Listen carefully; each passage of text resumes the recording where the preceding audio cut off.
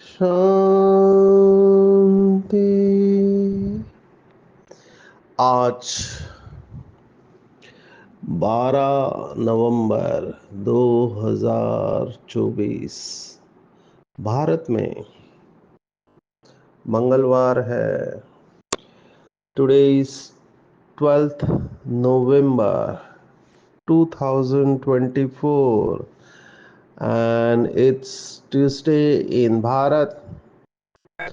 आज की मुरली का जादुई रहस्य स्वयं को प्रेरणा देने के लिए magical secrets of today's murli for motivating the self. आज की साकार मुरली में बाबा ने राज खोले हुए हैं। दो तीन गहरी बातें आज की मुरली में आई है। एक, जो बाबा हमेशा कहता है कि ब्राह्मणों की माला नहीं बनती है क्योंकि ब्राह्मणों की अवस्था एक रस नहीं रहती है। आज देखो तो बहुत अच्छे चल रहे हैं, लेकिन फिर माया के साथ युद्ध में हार खा लेते हैं तो बाबा का हाथ छोड़ देते हैं। इसलिए ब्राह्मणों की माला नहीं बनती है। लेकिन आज बाबा ने ये कहा है कि ब्राह्मणों की भी माला है। भी कई बार ऐसे होता है मुरली में कि बाबा की जो बातें हैं वे विरोधी लगती है, परस्पर विरोधी, कॉन्ट्राडिक्टरी लगती हैं। ऐसे बहुत सारी बातें हैं, लेकिन बाबा ऐसे क्यों कह रहा है ये हमको समझना चाहिए। दोनों बातों में सत्य होता है, तो उसको अच्छी तरह से हमको समझना चाहिए। तो हम इसके बारे में देखने वाले हैं। दूसरी एक बात, बाबा ने चंडी का, देवी का सीक्रेट बताया है कि चंडी कौन बनती है। ये भी बड़ी गुह्य बात है। चंडी का, देवी का भी मेला लगता है और सतयुग में चांडाल भी होंगे, तो चंडी कौन बनती है तो उसका सीक्रेट बाबा ने कहा। दुनिया वालों को ये सब बातें पता नहीं है, लेकिन आज बाबा ने कहा कि यहाँ रहकर खा पी कर कुछ देकर फिर कहते हमने जो दिया वह हमको दो, हम नहीं मानते, संशय आता है, तो वो चंडी बनते हैं, चांडाल बनते हैं, क्योंकि सतयुग में सबकी ज़रूरत है। तीसरा रहस्य बाबा ने कहा, भगवान जब कोई बात कहता है तो बहुत बड़ा सीक्रेट वो बता रहा है। जैसे ड्रामा का सीक्रेट एक्यूरेट, कल्याणकारी, हूबहू रिपीट होता है, ये बहुत लोगों को दुनिया में पता नहीं है। वो केवल इतना कहते हिस्ट्री रिपीट्स, माना क्राइस्ट फिर से आएगा, इतना कहते हैं, लेकिन एक्यूरेट है, हूबहू है, ये वो नहीं जानते हैं। और कैसे रिपीट होता है ड्रामा में, हीरो एक्टर कौन है, क्रिएटर, डायरेक्टर, प्रोड्यूसर, ये उनके पास ज्ञान नहीं है। तो ये तीसरा राज आज का है कि पूरा जो खेल है वो है जड़ और चैतन्य का, मैटर एंड कॉन्शियसनेस हम अंग्रेजी में कहते हैं। तो इसके ऊपर हम थोड़ा साइंस की भाषा में देखेंगे। चौथी पॉइंट, बाबा ने कहा बच्चों को पता नहीं कि पराये राज्य में है। ये भी पॉइंट मुझे गुह्य लगी। बाबा ने कहा कि भारत के ऊपर बाहर से लोगों ने आके राज्य किया आगे मुसलमानों के राज्य में बैठे थे, फिर क्रिश्चियन के राज्य में बैठे, हम सब हिस्ट्री को जानते हैं। और अभी पराये राज्य में है। ये रावण का पराया वतन है। ये पॉइंट भी बहुत इंपॉर्टेंट है कि हमारा घर नहीं है ये, हम यहाँ पर मुसाफिर हैं। मूसा शब्द से मुसाफिर आया है, क्योंकि मूसा ने बहुत मुसाफिरी की थी। तो मुसाफिर है हम हमारी यात्रा है। यहाँ हमारा घर नहीं है, हम यहाँ पे मेहमान हैं और हमको वापस जाना है। तो ये पराये वतन में बैठे हैं। माना ये रावण का वतन है, हमारा ये वतन ही नहीं है। हमारा वतन राम का वतन या परम धाम और शिवालय सतयुग। तो ये बहुत गुह्य बात बाबा ने कही है। आज चौथी बात बाबा ने कही, नॉलेज भी उत्तम मध्यम कनिष्ठ होता है। बाबा ने आज नॉलेज की कैटेगरी बताई है, उत्तम मध्यम कनिष्ठ। तो कौन सा उत्तम है, कौन सा मध्यम है और कौन सा कनिष्ठ है, इसके ऊपर भी हम देखने वाले हैं। शुरुआत मुरली के श्रृंगार से हुई है। बाबा ने कहा कि भगवान संगम युग पर बच्चों का श्रृंगार करते हैं।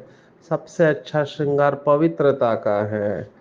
छठी पॉइंट, 84 जन्म लेने वालों की मुख्य निशानी क्या होगी, ये भी पॉइंट रिपीट हुई आज की मुरली में 2-3 बार कि बाप के साथ टीचर और सदगुरु तीनों को याद करना है, तभी कृष्णपुरी में जा सकेंगे, अर्थात आदि से पाठ बजा सकेंगे 111 से। और उन्हें कभी भी माया के तूफान हिलाएंगे नहीं। ये बहुत बड़ी बात है, कभी भी माया के तूफान हिलाएंगे नहीं। ऐसे नहीं कि माया आएगी नहीं, माया आएगी लेकिन हिला नहीं पाएगी। तो माया आना और हिलाना ये दोनों अलग अलग बातें हैं। और फिर आज का वरदान है, क्रोधी आत्मा को पर रहम के शीतल जल द्वारा गुणदान देने वाले वरदानी आत्मा, याद द्वारा सर्व शक्तियों का खजाना अनुभव करने वाले ही शक्तिशाली है। शुरुआत करेंगे श्रृंगार से। इस समय की मजबूरी कहो या जो भी कहो, फैशन कहो, श्रृंगार। कितने सारे ब्रांड्स मार्केट में है, कपड़ों के हैं, और हर एक अपनी बढ़ाई करता है। मुझे यहाँ याद आ रहा है कि भारत भारत का ग्लोरियस पास्ट कहते हैं कि यहाँ पे ऐसा कपड़ा मुलायम बनता था। जो चाइनीज यात्री यहाँ भारत में आते थे, उन्होंने वर्णन करके रखा हुआ है कि पूरा एक मैचिस के बॉक्स में, आप सोचो मैच बॉक्स में पूरा कपड़ा आ जाए इतना बड़ा, कितना सॉफ्ट मुलायम होगा। तो भारत की ये टेक्नोलॉजी बहुत एडवांस थी, हालांकि अभी हमारे पास वो टेक्नोलॉजी नहीं है। बहुत सारे भारत से ही गए हैं, ऐसे कई लोग बोलते हैं। ये चलता रहता है, विदेश में पहला रिसर्च हुआ या भारत में, अभी ये सर्कल है। अभी कुछ दिन पहले बाबा ने कहा था, विदेशियों से हुनर सीखते हैं और भारतवासी विदेशियों को सर्वव्यापी की बात सिखाते हैं। तो ये अभी के हिसाब से है। अगर आप सतयुग में देखो तो एडवांस टेक्नोलॉजी रही है। तो भारत का पास्ट माना सतयुग, और सतयुग में सभी टेक्नोलॉजी एडवांस थी। तो वहां से वो नीचे आई, फिर लुप्त हो गई, और फिर अभी ज्यादातर विदेशी भाई बहने रिसर्च कर रहे हैं। हालांकि भारत में भी रिसर्च साइंटिस्ट की कमी नहीं है, जिन्होंने क्वांटम इफेक्ट वगैरह दिया। भौतिक शास्त्र जानने वाले इसको समझ सकते हैं। भारत के सीवी रमन और ऐसे बहुत साइंटिस्ट हैं जिनका योगदान बहुत महत्वपूर्ण है। बहुत कम लोगों को पता होता है कि ये जो पेन ड्राइव कंप्यूटर में आजकल लगाते हैं वो भी भारत से गया है। बहुत सारी बातें हैं, आज का विषय वो नहीं है, लेकिन कहने का भाव है कि ये जो श्रृंगार है, फैशन के ऊपर पूरा चैनल चलता है। फैशन का चैनल चलता है। आप सोचो 24/7 फैशन के ऊपर लोग कितना खर्चा करते हैं श्रृंगार करने के लिए, कितने सारे मेकअप बने हुए हैं। और हम तो रिकॉर्डिंग करने वाले, हमको पता है रिकॉर्डिंग के पहले कितना मेकअप करते हैं जो कैमरा के सामने जाते हैं।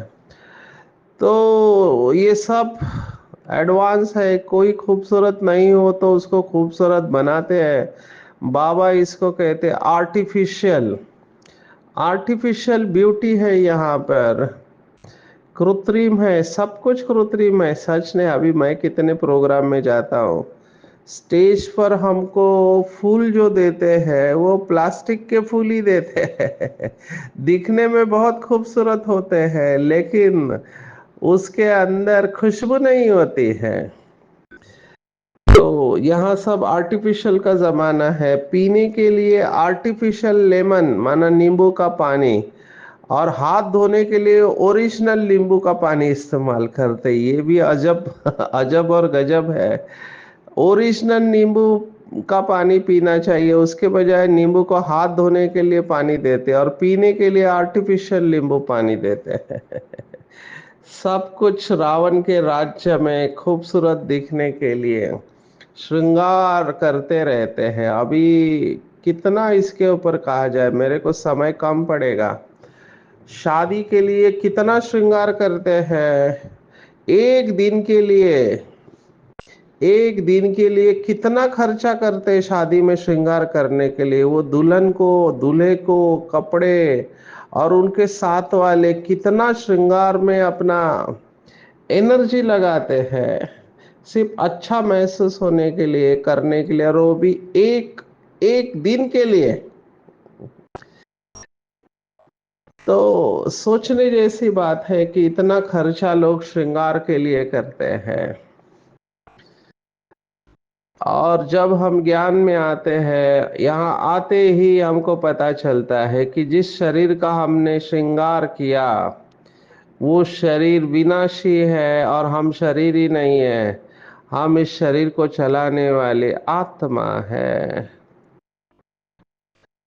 तो श्रृंगार शरीर का भले करे अगर आपको इंटरेस्ट लगता है, अच्छा लगता है, लेकिन उसमें फंसने के चांसेस है। कितने सारे केसेस है, रूप को देखकर प्रभावित होते हैं। दादी जानकी कहते हैं झगड़े का दो कारण रूप और रुपया। शास्त्रों में भी इसके ऊपर बहुत सारे स्लोगन्स है। कनक कांता और कामिनी कहते हैं। कनक सोने को कहते हैं, कांता पत्नी को या स्त्री को कह सकते, कामिनी तो आप जानते हैं। तो इससे बहुत सारे प्रॉब्लम है, किसी के रूप को देखकर प्रभावित हो जाते हैं। अभी वो मेकअप किया हुआ रहता है और मेकअप उतर जाता है तो उनकी रियल सुंदरता पता चलती है। कितने बॉलीवुड के स्टार, वो जो आप देखते हैं मूवी में, वो आर्टिफिशियल मेकअप होता है। उनको ओरिजिनल विदाउट मेकअप देखना चाहिए तो पता चलेगा कितनी सुंदरता है, और है भी कितने समय के लिए। अभी होता क्या है, रूप देख के शादी किया और एक्सीडेंट हुआ और डिसफिगर हो गया, माना रूप की सुंदरता चली गई तो प्यार भी खत्म हो जाता है।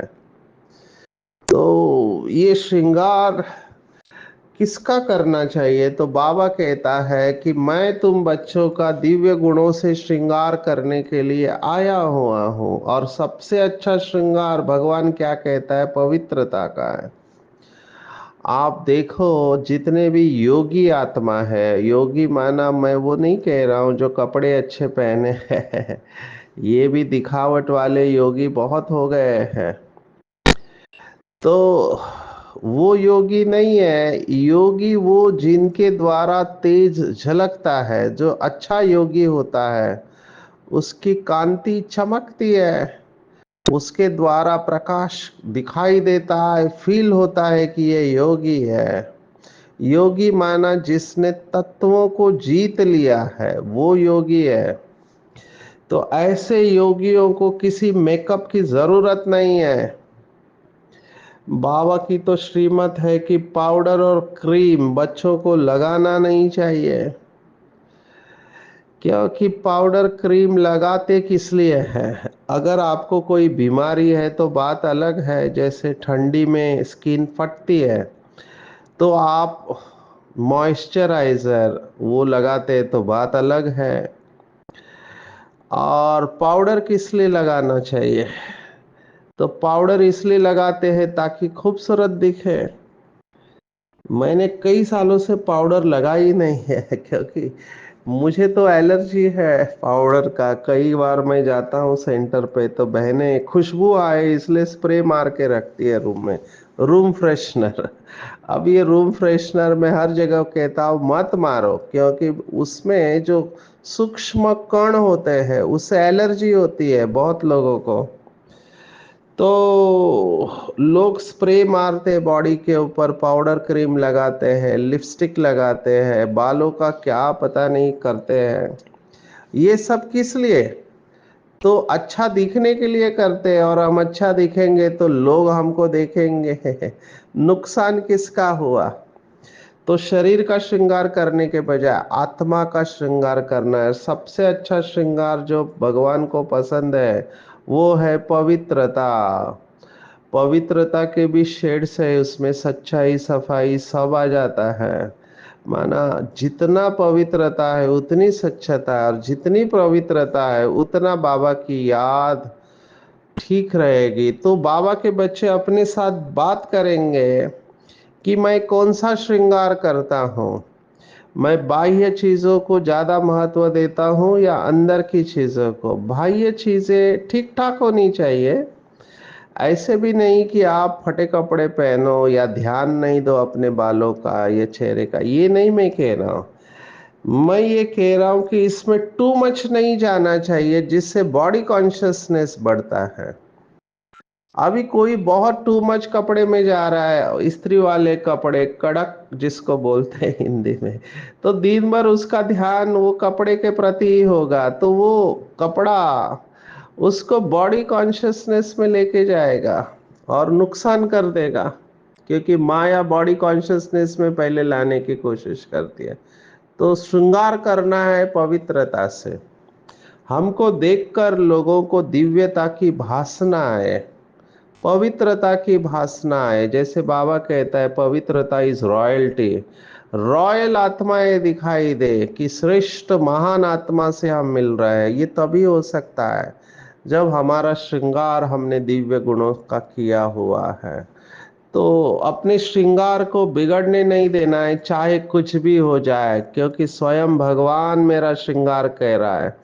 मैं तो विजुअलाइज करता हूँ कि शिव बाबा ब्रह्मा के तन में आकर रोज अमृत वेले मेरा श्रृंगार कर रहा है, मेरे सिर के ऊपर ताज रख रहा है पवित्रता का, सेवा का, मेरे हाथों में सफलता के कंगन, गले में विजय का हार, माथे पर स्मृति का तिलक, हर एक मैं विजुअलाइज करता हूँ कि बाबा मुझे संपूर्ण बना रहा है। तो भगवान मेरा श्रृंगार कर रहा है, कितनी नशे की बात है। नशे की बात है। वो मेकअप आर्टिस्ट होते हैं जो मेकअप करने वाले होते हैं, उनका भी नाम होता है कि ये मेकअप बहुत अच्छा करते हैं वगैरह वगैरह। ये फैशन डिजाइनर अभी कई डिजाइनर क्लोथ्स पहनते हैं, तो भारत में देश विदेश में डिजाइनर क्लोथ्स बहुत महंगे होते हैं। कहते हम फलाने का, वो मनीष मल्होत्रा का ड्रेस पहनते हैं, उसने डिजाइन किया हुआ, तो एक स्टेटस हो जाता है। सबसे बड़ा श्रृंगार तो स्वयं भगवान कराता है, उसके ऊपर और किसी का श्रृंगार क्या काम कर सकता है? तो चेक करेंगे कि क्या मैं अपना श्रृंगार कर रहा हूँ भगवान के द्वारा। रोज अमृत वेले अपना श्रृंगार करना है। कईयों को आईना देखने की आदत होती है, खासकर बहनों को।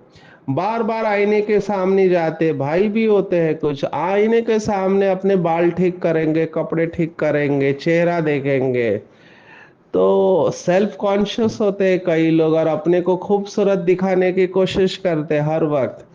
अगर देखना ही है तो ज्ञान के दर्पण में खुद को देखना चाहिए। शरीर और कपड़े के ऊपर, चेहरे के ऊपर दाग लगा तो जल्दी नोटिस होता है, आत्मा के ऊपर दाग नहीं लगना चाहिए, इसका ध्यान रखना चाहिए। कैरेक्टर क्लीन होना चाहिए। तो इसके ऊपर चिंतन करेंगे। बाबा ने कहा जो बच्चे गफलत करते हैं वो भूल जाते हैं। बाप भी है, टीचर भी है और सदगुरु भी है। तीनों तीनों को एक साथ याद करना है। बाबा नहीं समझते कि सब कोई इस याद में बैठे हैं, तो तीनों को याद करना है। ये इंपॉर्टेंट पॉइंट आज आई हुई है, क्योंकि हमको बीके लाइफ में पढ़ाई चाहिए, टीचर देता, पालना भी चाहिए, और प्यार भी चाहिए, और वरदान भी चाहिए। ये तीनों मुझे मिल रहे हैं। तो जो इस अनुभव में जाएगा उसको तीनों याद रहेंगे। उसके बाद बाबा ने कहा साक्षात्कार। साक्षात्कार कितनी आश होती है, नए बच्चे जो आते हैं बाबा को, उनकी इच्छा होती है साक्षात्कार करें। बाबा ने कल कहा था कि ध्यान दीदार में नहीं जाना चाहिए। साक्षात्कार से कुछ होता नहीं है, थोड़े समय के लिए अच्छा लगता है। तो समझो कृष्ण का साक्षात्कार हुआ। अभी इसका मतलब ये नहीं कि आप कृष्णपुरी में चले गए, तो इसमें ज्यादा जाना नहीं चाहिए। वो तो हमको गोल दिखाई देता है कि हमको ऐसी दुनिया में जाना है। तो साक्षात्कार से बुद्धि हटा लेनी चाहिए, हम पराई दुनिया में हैं।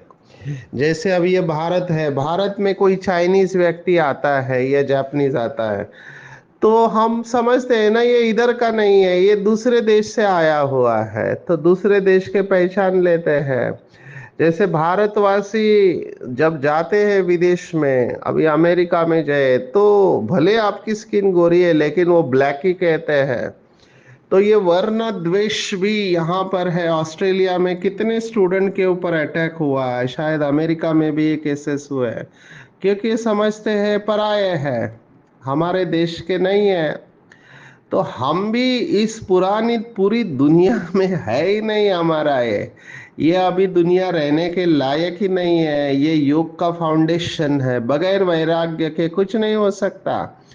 हमारा असली घर परम धाम है, तो ये पराई दुनिया है, ये रावण की दुनिया है, तो हमको अच्छी नहीं लगनी चाहिए। लेकिन बाबा ने एक मुरली में कहा कई बच्चों को पुरानी दुनिया भी अच्छी लगती है, तो इसके ऊपर चिंतन करेंगे। हिस्ट्री चैतन्य की होती है, ज्योग्राफी जड़ की होती है। जड़ और चैतन्य को समझना है। अभी इसके ऊपर थोड़ा समय लेंगे। अंग्रेजी में कहते हैं मैटर, और दूसरा कॉन्शियसनेस और माइंड, मैटर एंड माइंड। तो अंग्रेजी में कहावत है, वो पूछते हैं व्हाट इज मैटर, तो वो कहते हैं never mind, and what is mind doesn't matter. तो ये शब्दों का फेर है कि मैटर अलग है और माइंड अलग है। जब आप कहते हो सर्वव्यापी है, तो मैटर तो निकल जाता है, एवरीथिंग इज कॉन्शियस, हर एक में चेतना है, ऐसे वो कहते हैं। अभी कई बाबा के पास लोग आते हैं साइंटिस्ट, वो कहते हैं एवरीथिंग इज कॉन्शियस, ये पूरा यूनिवर्स ही कॉन्शियस है। माना ये पूरा यूनिवर्स, इसका कण कण, इसके अंदर चेतना है। अभी चेतना को हमको डिफाइन करना है कि चेतना किसे कहेंगे। तो किसी ने कहा मन, बुद्धि और संस्कार, ये तीन एनर्जी होती है, उसको हम आत्मा कहते हैं। और फिर जानवरों की मन बुद्धि अलग है, उसकी डिग्री अलग है। पेड़ पौधों की मन बुद्धि अलग है। अभी बाबा ने एक मुरली में कहा था कि पेड़ों में भी आत्मा होती है। अभी पेड़ों में आत्मा होती है या पेड़ पर आत्मा बैठती है? क्योंकि गांव में कई बार मैं गया हूँ, तो कहते हैं कि इस पेड़ के ऊपर भूत है, पिशाच है, आत्माएं रहती है, और शास्त्रों में ऐसी कहानियां भी है। तो पेड़ के अंदर होती है आत्मा या पेड़ पर होती है? तो ये जब वाक्य आया मुरली में, तो कई लोगों ने इसके ऊपर चिंतन किया, मुझे भी प्रश्न पूछे। तो मैंने कहा ब्रह्मा बाबा अपना अनुभव सुना रहे हैं, क्योंकि भक्ति मार्ग में ये सब बातें होती है। शिव बाबा तो ऐसी बातें कर नहीं सकता, ऐसे मुझे लगता है। क्योंकि सांख्य योग के अनुसार चैतन्य अलग है और जड़ अलग है। जड़ माना जिसकी जड़ बुद्धि या हम बाबा का शब्द है मूढ़मति कहते हैं, मति बुद्धि को कहते हैं। तो जानवर की बुद्धि अलग काम करती है। शास्त्रों में चार बातें बताए, आहार निद्रा भय मैथुन, ये चार बातें जानवर करते हैं और हम मनुष्य उनसे ऊपर उठे हुए हैं। तो मनुष्य के बाद जानवर, जानवरों में भी कैटेगरी होती है। उसके बाद है प्लांट्स या पेड़ पौधे। आप नीचे जितना जाओ उतना जड़त्व बढ़ता जाता है।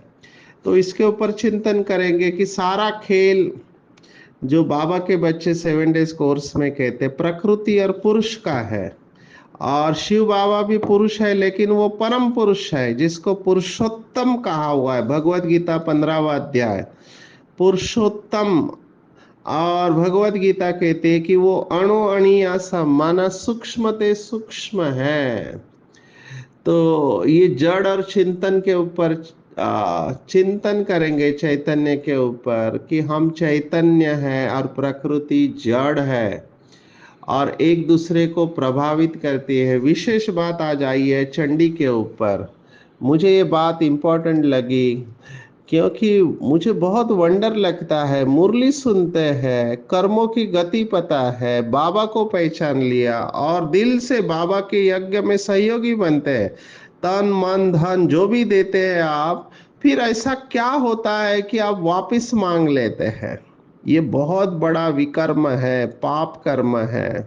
ये कभी करना नहीं चाहिए क्योंकि उसकी गति बाबा ने बताई है कि जो ऐसे बाबा को देकर यहाँ पे रहकर खा पी कर कहते हमने जो दिया हमको दे दो, हम नहीं मानते हैं, तो उनकी गति क्या होगी। तो बाबा ने कहा वो चांडाल बनते हैं क्योंकि सतयुग में इन सब की जरूरत है।